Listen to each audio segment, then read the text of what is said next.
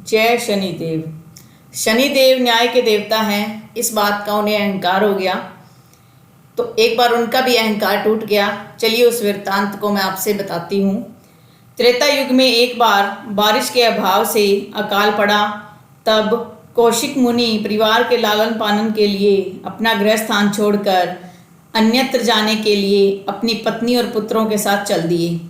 फिर भी परिवार का भरण पोषण कठिन होने पर दुखी होकर उन्होंने अपने एक पुत्र को बीच राह में छोड़ दिया। वह बालक भूख प्यास से रोने लगा।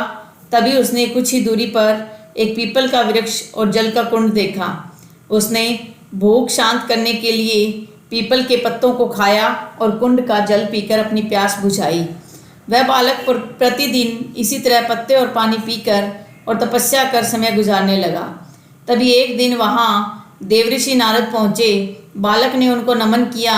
नारद मुनि विपरीत दिशा में बालक की विनम्रता देखकर खुश हुए। उन्होंने तुरंत बालक का यथोचित संस्कार कर वेदों की शिक्षा दी।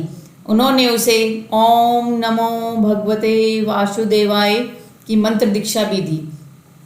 वह बालक नित्य भगवान विष्णु के मंत्र का जप तप करने लगा। नारद मुनि उस बालक के साथ ही रहे। बालक की तपस्या से भगवान विष्णु प्रसन्न हुए। भगवान विष्णु ने प्रकट होकर बालक से वर मांगने को कहा। बालक ने भगवत भक्ति का वर मांगा।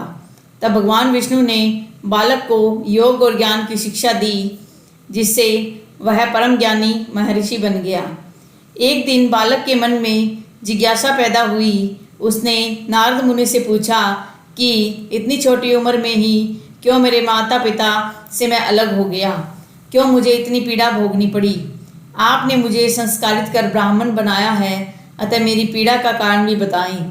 नारद मुनि ने बालक से कहा, तुमने पीपल के पत्तों को खाकर घोर तप किया है, इसलिए आज से तुम्हारा नाम पिपलाद रखता हूँ।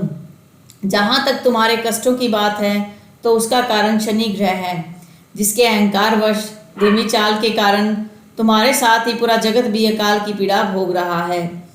यह सुनकर बालक ने बहुत क्रोधित होकर आवेशित होकर आकाश में विचरण करते हुए शनि को देखा। तब शनि ग्रह बालक पिपलाद के तेजो बल से जमीन पर एक पर्वत पर आ गिरे, जिससे वह अपंग हो गए। शनि की ऐसी दुर्दशा देखकर नारद मुनि खुश हो गए। उन्होंने सभी देवी देवताओं को यह दृश्य देखने के लिए बुलाया।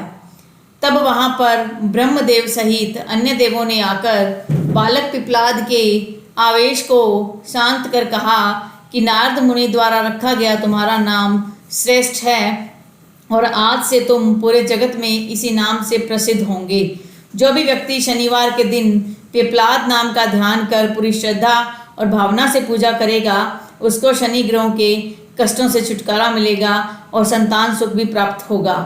ब्रह्मदेव ने साथ ही पिपलाद मुनि को शनि ग्रह की शांति के लिए उनकी पूजा और व्रत का विधान बताकर कहा कि तुम धराशायी हुए शनि को अपने स्थान पर प्रतिष्ठित कर दो, क्योंकि वह निर्दोष है। पिपलाद मुनि ने भी ब्रह्मदेव के आदेश का पालन किया और उनसे शनिश्चर व्रत विधि जानकर जगत को शनि ग्रह की शांति का मार्ग बताया। इसीलिए शनि ग्रह की शांति के लिए शनिवार के दिन पीपल के वृक्ष के साथ ही शनिदेव के पूजन की परंपरा है। तो आप सभी को समझना चाहिए कि जब शनिदेव जैसे महान देवता का भी अहंकार टूट गया तो एक सामान्य मनुष्य की क्या औकात है। जय शनिदेव।